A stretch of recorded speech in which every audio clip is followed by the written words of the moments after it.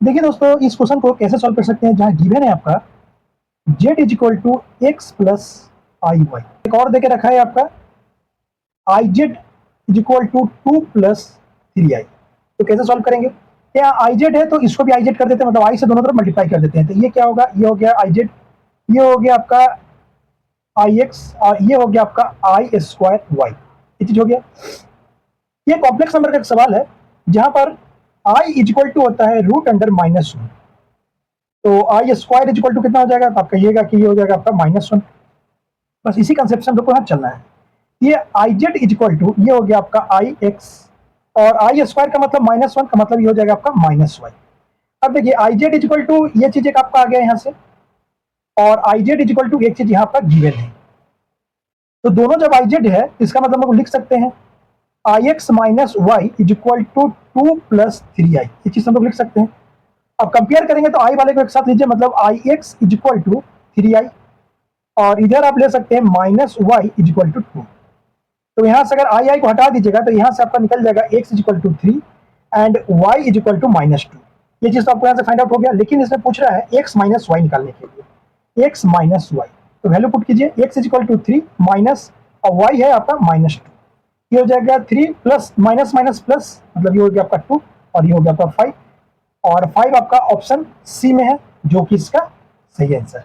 देखिए दोस्तों, इस क्वेश्चन को कैसे सॉल्व कर सकते हैं, लेकिन सॉल्व करने से पहले इसे आप ट्रिक से कर बना के देखिए जो विद इन सेकंड सबसे बन जाएगा। कहता है कि difference of square of two consecutive number. तो समझ लीजिए कि दो कंसेक्यूटिव नंबर आपका एक्स एंड वाई है, तो X square minus Y square क्योंकि डिफरेंस बोल रहा है इक्वल टू आपका 59 है। तो यहाँ से आप लिख सकते हैं एक्स प्लस वाई और X minus Y is equal to 59 और इंटू वन आप इसको कर सकते हैं। तो यहाँ से आपका क्या हो गया? X plus Y is equal to 59, plus वाले को बढ़ा देते हैं 59। अब देखिए ऑप्शन से अगर आप देखिएगा तो सिर्फ ऑप्शन ए ही है जो इस चीज को क्वालिफाई कर रहा है 30 एंड 29। ये दोनों को ऐड कीजिएगा तो 59 आ जाएगा, बाकी किसी से भी आपका 59 नहीं आ रहा है। तो मतलब विद इन अ सेकंड आप इस चीज को सॉल्व कर सकते हैं। लेकिन अगर आप इसको बेसिक से स्टेप बाय स्टेप चलेंगे तो कैसे सॉल्व हो सकता है वो देखिए। Difference between the square of two consecutive number. मान लीजिए कि पहला जो नंबर है वो एक्स है और दूसरा जो नंबर है वो एक्स प्लस वन है। तो कहता है कि दोनों का डिफरेंस मतलब x minus x plus one का whole square minus x square is equal to 59। ये लिख सकते हैं बड़े में से छोटे का। तो अब इसको ब्रेक कीजिए, ये हो जाएगा आपका A square plus B square और plus two A B minus x square is equal to ये हो गया 59। एक्स स्क्वायर से एक्स स्क्वायर कैंसिल आउट कीजिए बिकॉज ये जो है प्लस माइनस में है। यहाँ से आपका बच गया two X is equal to one उधर जाएगा तो 59 माइनस वन मीन्स ये हो गया आपका 58। Then X is equal to क्या हो जाएगा? ये हो जाएगा 58 बाई टू, इसको कट कीजिएगा तो ये हो जाएगा आपका 29। तो जो फर्स्ट नंबर जो है जो आप लेट किए थे वो 29 और जो सेकंड नंबर जो आप लेट किए थे एक्स प्लस वन वो हो जाएगा 29 प्लस वन मीन्स ये हो गया आपका 30। तो 29 और 30 इसका ऑप्शन ए है जो कि इसका सही आंसर है। कर सकते हैं जहां पर रुपया 12 रुपया को ऐसे 30 कॉइन में करना है, जो कॉइन आपका 50 पैसा 25 पैसा का, तो कहता है कि दोनों के कितना कितना कॉइन होगा। आप इसको ट्रिक से भी बना सकते हैं बाई ऑप्शन। देखिए अगर 30 कॉइन है तो सिर्फ ऑप्शन ए में दे के रखा है 18 और 12, ये आपका दे के रखा हुआ है। तो इसका मतलब क्या हुआ कि 18 कॉइन जो है कि 50 पैसा का है जो 9 रुपया हो गया और 12 कॉइन जो 25 का मतलब 4 से अगर डिवाइड कीजिएगा तो 3 हो गया। मतलब ये देखिए ₹12 यहाँ से हो गया, जो विद इन सेकंड आप इसको सॉल्व कर लिए कि ऑप्शन ये होगा। बाकी कोई भी ऑप्शन जो है आपका 30 नहीं आ रहा है। लेकिन अगर इसको बेसिक से और स्टेप बाय स्टेप अगर बनाना हो तो कैसे बनाएंगे? तो लेट कीजिए कि 50 पैसा का जो कॉइन है वो आपके पास एक्स है, तो 25 पैसे वाला कॉइन कितना होगा? तो भाई पूरा 30 है, उसमें से अगर 50 पैसे वाला कॉइन घटा देंगे तो ये आपका होगा। अब अकॉर्डिंग टू द क्वेश्चन क्या होगा? 50 पैसे वाले कॉइन में 50 से मल्टीप्लाई कीजिए। 50 का मतलब होता है 1/2 रुपया। इसको आप इससे कर दिए तो मतलब ये 50 पैसा का जितना रुपया होगा वो निकल आएगा और प्लस 25 पैसा का मतलब होता है 1/4। तो ये 30 माइनस 1 से मल्टीप्लाई कर दीजिए तो ये जितना रुपया होगा निकल आएगा और ये टोटल मिला के आपका 12 रुपया ही होना है। ये हो जाएगा आपका x/2 प्लस ये हो जाएगा आपका 30/4 और माइनस हो गया आपका x/4 इज इक्वल टू 12। अब देखिए x/2 और माइनस x/4 को एक जगह रहने दीजिए और 12 माइनस 30/4 को इधर आप लेकर आ जाइए। इसका अगर एलसीएम लीजिएगा तो ये हो जाएगा 4, ये हो जाएगा 2x minus x is equal to, इसको एलसीएम लीजिएगा तो ये होगा 4, ये होगा आपका 48 माइनस ये हो गया आपका 30। तो ये हो गया आपका x/4 और इसमें से अगर माइनस कीजिएगा तो ये होगा 18/4। 4 से 4 कैंसिल आउट हो गया तो x इज इक्वल टू 18 आ गया, जो कि ये 50 पैसा हम इसको लेट किए थे कॉइन। तो जब तो 25 पैसा वाला कितना होगा? तो 25 पैसा वाला होगा कितना? 30 minus x means 30 minus 18 means ये हो गया आपका 12, जो कि ऑप्शन ए पूरी तरह से इसका सही आंसर है। देखिए दोस्तों, ये ट्रिग्नोमेट्री का बहुत ही आसान सवाल है, जो आपका दे रखा है sine A is equal to 5/13। तो आप इसको, बहुत ही आसान सवाल है, बेसिक सवाल है, आप इसको इस तरह से बना लीजिए। साइन ए तो समझ लीजिए आप इसको ए लेट कर लीजिए, इसको बी लेट कर लीजिए, इसको सी लेट कर लीजिए सुविधा के लिए, क्योंकि ये आपका ए, मतलब समझ लीजिए यही ए है, तो ये आपका दे रखा है। तो साइन ए क्या होता है? ये होता है आपका परपेंडिकुलर बाई हाइपोटेनस, मतलब परपेंडिकुलर ये है, हाइपोटेनस ये है, मतलब आपको भी निकालने की जरूरत है बेस। तो बेस इज इक्वल टू क्या होता है? बेस इज इक्वल टू होता है अंडर रूट हाइपोटेनस का स्क्वायर माइनस परपेंडिकुलर का स्क्वायर, ये चीज होता है। तो हाइपोटेनस आपका है 13 का स्क्वायर, अब माइनस परपेंडिकुलर है 5, तो 5 का स्क्वायर। इसको सॉल्व कीजिएगा तो ये हो जाएगा 169 और ये हो जाएगा 25।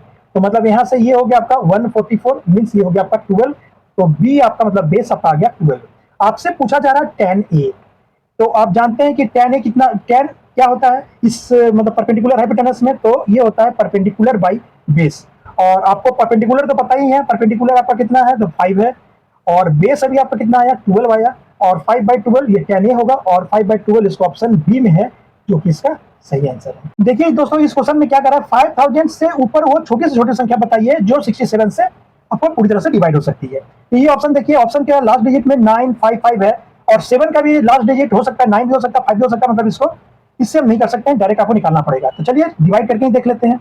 67 से 5000 को आप डिवाइड कीजिए, तो कितना बार में डिवाइड कीजिएगा? 7 टाइम्स में आप लगा सकते हैं, तो कितना हो जाएगा? ये 49 और ये हो जाएगा 46, ये हो गया आपका 1, और ये हो गया 9, तो ये हो जाएगा 3, और ऊपर से उतरा 0।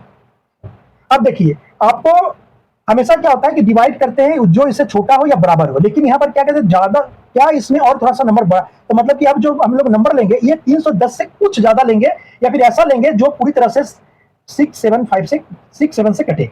तो देखिए 5 टाइम में हम इसको ले सकते हैं, तो 5 7 जा कितना हो जाएगा? 35, 3, और ये हो जाएगा आपका 33, मतलब इसको माइनस करेंगे तो ये हो जाएगा आपका -25।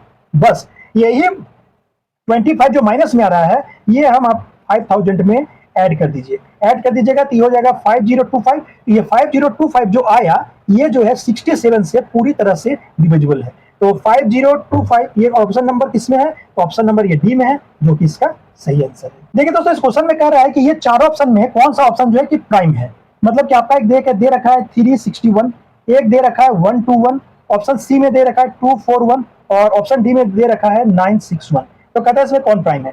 तो देखिए 361 को आप लिख सकते हैं 19 का स्क्वायर, मीन्स 19 इंटू 19 कीजिएगा तो ये 361 पूरी तरह से कैंसिल आउट हो रहा है, तो मतलब ये प्राइम नंबर नहीं है, क्योंकि ये कट हो रहा है। 121 है, तो ये आपका देखिए 11 का स्क्वायर है, मीन्स 11 इंटू 11, मतलब कि ये 11 से ब्रेक हो रहा है पूरी तरह से, 11 को 11 टाइम मल्टीप्लाई करेंगे तो 121, मतलब ये भी एक प्राइम नंबर नहीं है। 241 है, तो इसको भी रहने दीजिए। 961 है, तो 961 का मतलब कितना हो गया आपका? 31 का स्क्वायर, मीन्स 31 इंटू 31 करेंगे तो 961 आएगा, मतलब ये भी प्राइम नंबर है। लेकिन 241 इंटू इसको 1 करना पड़ेगा, क्योंकि 241 का कोई अलग फैक्टर नहीं है, 1 और 241 मतलब इटसेल्फ और 1 से। तो आप जानते हैं प्राइम नंबर उसी को कहते हैं जो इटसेल्फ और अपने आप से कटे, सो प्राइम नंबर कहते हैं। तो मतलब इसका आंसर क्या होगा? 241, और 241 जो है आपका ऑप्शन सी में है, जो कि इसका सही आंसर। देखिए दोस्तों, इस क्वेश्चन में कह रहा है 1/3 और 1/2 के बीच में ये ऑप्शन का कोई भी नंबर नहीं है, मतलब ऑप्शन है आपका ए में 5/8, सेकंड है 2/5, थर्ड में है आपका 3/7, और फोर्थ में है आपका 5/12। तो हम एक एक करके देखेंगे। पहले 1/3 अगर इसको हम लिख रहे हैं तो इसको हम लिख सकते हैं किसी ना किसी तरीके से 0.33, मतलब ऐसे चल रहा है। 2 को हम लोग लिख सकते हैं 0.5, ये पूरी तरह से कैंसिल आउट होगा। तो मतलब कौन सा ऐसा ये ऑप्शन में दिया रहा है जो इसके बीच में नहीं है? तो चलिए इसको डिवाइड करके देख लेते हैं। ये हो जाएगा आपका 0. और ये 6 और 2 बचा, तो ये हो जाएगा 16, एंड ये हो जाएगा आपका 5, ये कैंसिल आउट हो गया। 2/5 का मतलब हो गया 0.4, इसको अगर कीजिएगा तो ये हो जाएगा 0.42, इसी तरीके से ये सोन बढ़ेगा, क्योंकि पूरी तरह से कैंसिल आउट नहीं होगा। और इसको कीजिएगा तो हो जाएगा 0.41, ये भी आगे इस तरह से बढ़ते रहेगा। तो कहता है कि कौन इसके बीच में नहीं है। तो देखिए ये आ रहा है 1/3 का मतलब 0.33 सो ऑन आगे बढ़ते रहेगा, और मतलब कि 0.33 और 0.5 के बीच में नहीं है। तो देखिए 0.4 ये दोनों के बीच में है, 0.42 सो ऑन इसके बीच में है, 0.41 सो आगे बढ़ रहा है ये इसके बीच में है, लेकिन 0.625 जो है इसके बीच में नहीं है, कहीं ना कहीं ये 0.5 से आगे बढ़ रहा है। इसका मतलब ये जो ऑप्शन है 5/8 ये जो इसका बिल्कुल सही आंसर होगा, और 5/8 जो है ऑप्शन ए में है जो कि इसका सही आंसर है।